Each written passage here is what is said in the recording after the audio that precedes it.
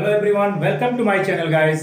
आज का जो स्ट्रक्चर है ना, कुछ एक ऐसा इंपॉर्टेंट वर्ड मैंने लिखा है जिसको आप सुन के ही बहुत आप खुशी अनुभव करेंगे, क्योंकि ये सारी चीजें आप जरूर बोलते हैं। जी हाँ, यहाँ पे लिखा है बाकी का या बाकी की। इसका जो इंग्लिश होता है द रेस्ट ऑफ। अगर आप रेस्ट की बात करते हैं, सिंपल रेस्ट का अगर वर्ड आप ढूंढते हैं इसका मीनिंग, तो क्या जानते हैं? रेस्ट मीन्स होता है आराम करना, आराम फरमाना। ठीक है, लेकिन गाइस जब इसको द रेस्ट ऑफ के बाद किसी नाउन का प्रयोग कर दिया जाता है तो इसका मतलब हो जाता है बाकी का। जी हाँ, बाकी का। ये बहुत ही कुछ अलग है, रेस्ट अलग रखेंगे तो उसका मतलब होता है आराम, आराम फरमाना। एज अ वर्ब नाउन दोनों काम कर सकता है, लेकिन जैसे इसके साथ किसी प्रेपोजिशन और प्रेपोजिशन के बाद कोई नाउन का यूज कर देते हैं तो इसका मतलब हो जाता है बाकी का या बाकी की। अब बाकी का या बाकी से आपको एक ही सेंटेंस याद आता होगा, बाकी की जिंदगी। अब तो हमें ऐसे ही गुजारनी पड़ेगी, जेल में गुजारनी पड़ेगी।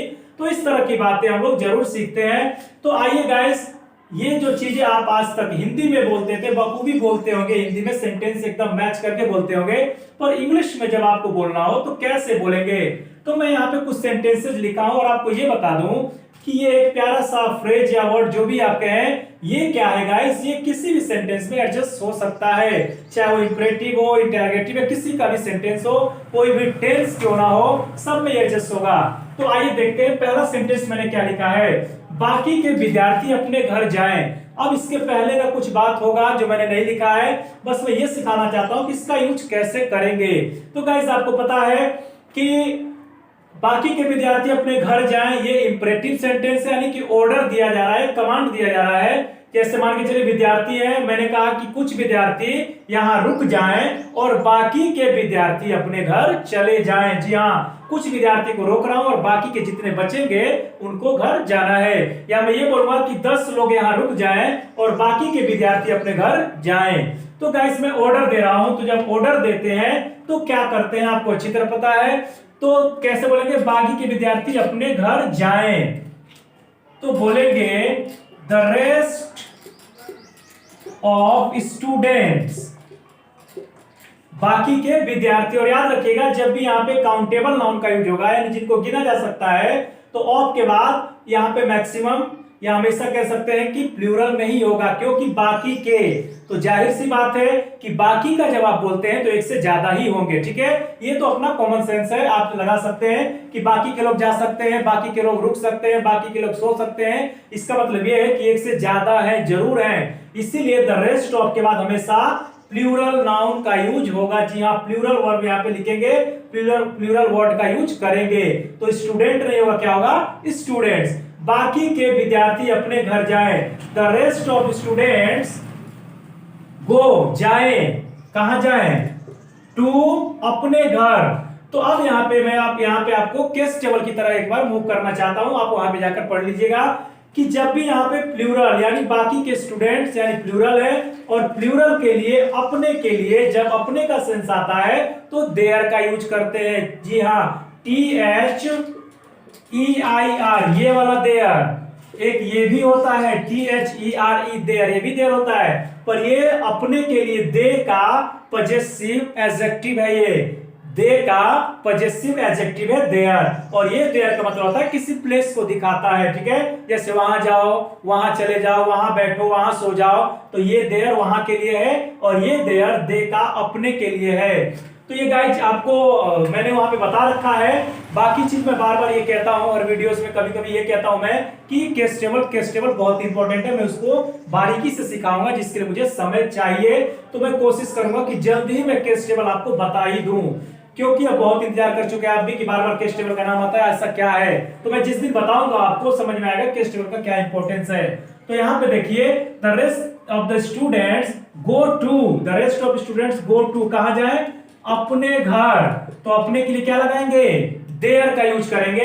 और इस बात को आप रट लीजिए कि जब भी यहाँ पे द रेस्ट ऑफ के बाद कोई नाउन आएगा, तो अगर प्लूरल होगा तो देयर और सिंगुलर होगा तो हिज या हर।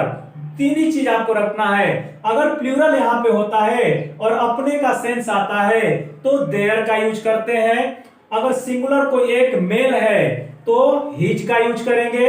सिंगुलर अगर कोई फीमेल है तो अपने के लिए हर का यूज करेंगे। इन बातों को आप सीख लीजिए, दिमाग में रखिए। गो टू देयर होम्स, बाकी के विद्यार्थी अपने अपने घर जाएं। गो टू देयर होम्स, अपने अपने घर जाएं, अपने घर जाएं, अपने घर को जाएं, सबका मतलब एक ही है। Go to their homes, the rest of students go to their homes. ये हो गया आपका दूसरा सेंटेंस। मेरी बाकी की जिंदगी तुम्हारे लिए है। आपने बहुत बार मूवी में सुना होगा कि मेरी बाकी की जिंदगी तुम्हारे नाम है, मेरी बाकी की जिंदगी तुम्हारे लिए है। ऐसा डायलॉग तो जरूर सुने होंगे, लेकिन मैं आपको बता दूं कि ये एक मूवी भी है, the rest of my life. जी हाँ, the rest of my life is for you. एक मूवी है जिसमें दो कैंसर पेशेंट का कहानी बताया गया है। आप जाकर देख सकते हैं, बहुत प्यारी मूवी है गाइस। आप देखिएगा तो आपको समझ में आ जाएगा। तो मैं इसको सेंटेंस में कैसे बना रहा हूं, वो मूवी का नाम ही है the rest of my life. तो आइए देखते हैं, मेरी बाकी की जिंदगी तुम्हारे लिए है। बहुत प्यारा सेंटेंस है और काफी इंप्रेसिव है, आप बोल भी सकते हैं और आपने शायद यूज भी किया होगा किसी के लिए, मुझे नहीं पता, पर अब मैं बता रहा हूं कैसे बनाएंगे। मेरी बाकी की जिंदगी, तो क्या कहेंगे, the rest of my life, the rest of my life, the rest of my life, मेरी बाकी की जिंदगी तुम्हारे लिए है। इज एमआर का यूज होगा, इज, और के लिए आप जानते हैं कि फॉर का यूज होता है, तुम्हारे लिए, तो फॉर यू। ठीक है गाइस, अब यहां पे मैंने इज लगाया है और यहां पे मैंने क्या लगाया था, देयर का यूज किया था, क्योंकि ये प्लूरल था। और लाइफ जो है, लाइफ को गिना नहीं जा सकता। एक जिंदगी, जो जिंदगी गिन तो नहीं सकते आप, जो काउंट नहीं किया जा सकता है वो अनकाउंटेबल नाउन होता है। जिसे गिन नहीं सकते हैं तो हमेशा क्या होगा, अनकाउंटेबल नाउन ही होगा। तो आइए नेक्स्ट सेंटेंस देखते हैं गाइस। ये सेंटेंस आपको कैसा लगा, मुझे तो बहुत प्यारा ये सेंटेंस लगता है। आप जरूर कमेंट बॉक्स में लिख के बताइएगा मुझे। उससे बची हुई जिंदगी जेल में गुजारनी पड़ेगी। जी हाँ, अगर आपने कोई ऐसा काम कर दिया है, बहुत सारे माफियाज आप जानते ही है, जब पकड़े जाते हैं तो क्या कहते हैं लोग कि अब तो उसे बची हुई जिंदगी जेल में गुजारनी पड़ेगी। आपको यहाँ समझ में आ रहा हो कि यहाँ बची हुई लिखा हुआ है, पर गाइस सेंस जरा मिला के देखिए, बाकी का जिंदगी बोलिए या बची हुई जिंदगी बोलिए या शेष जिंदगी बोलिए, ध्यान समझिएगा। शेष बोलिए, बची हुई जिंदगी बोलिए, बाकी की जिंदगी बोलिए, सबका मतलब क्या है, एक ही है। सब लोग एक ही सेंस की तरफ इशारा कर रहे हैं। तो इस बात को भी मैंने इसलिए इसमें कुछ डिफरेंस लिखा है कि अगर आपको यहाँ पे बची हुई आएगा तो कुछ और मत लिखने लगिएगा, सबका मतलब एक ही है, द रेस्ट ऑफ। ठीक है गाइस, तो आइए देखते हैं, उससे बची हुई जिंदगी जेल में गुजारनी पड़ेगी। अब पड़ेगा पड़ेगी का जब सेंस आता है और कंपल्सन को दिखाता है, when any sentence shows the compulsion in the future then you'll have to use the formation of will have to। जी हाँ, will have to का प्रयोग करते हैं जब कंपल्सन को दिखाता है कोई sentence. has to, have to, had to, will have to, पड़ेगा पड़ेगी। शायद मैंने आप इस पे वीडियो बना रखा है, आप जाकर वहां पे देख सकते हैं।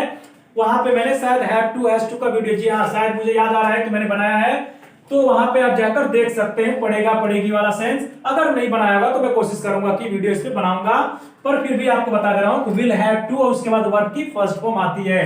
तो आइए देखते हैं, अब जिंदगी गुजारना किसको पड़ेगा जेल में, उसे। तो सब्जेक्ट हमारा क्या बना, उसे, ही, और क्या लगाना है, will have to, he will have to. और मैंने कहा टू के बाद हमेशा वर्ब की फर्स्ट फॉर्म आती है, क्योंकि इंफिनिटिव फॉर्म में चला जाएगा वो वर्ब, इंफिनिटिव कहलाएगा। तो guys he will have to, और गुजारने को बोलते हैं बिताना, व्यतीत करना, यानी स्पेंड। तो स्पेंड, स्पेंड मींस क्या होता है, बिताना।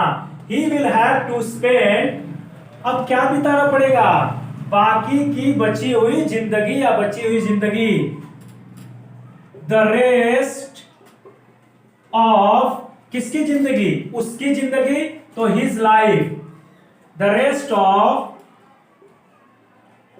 His life. एक बार फिर से देखते हैं, he will have to spend, उसे बितानी पड़ेगी क्या, the rest of his life, उसकी बाकी की जिंदगी। और कहां बितानी पड़ेगी, जेल में, तो इन जेल।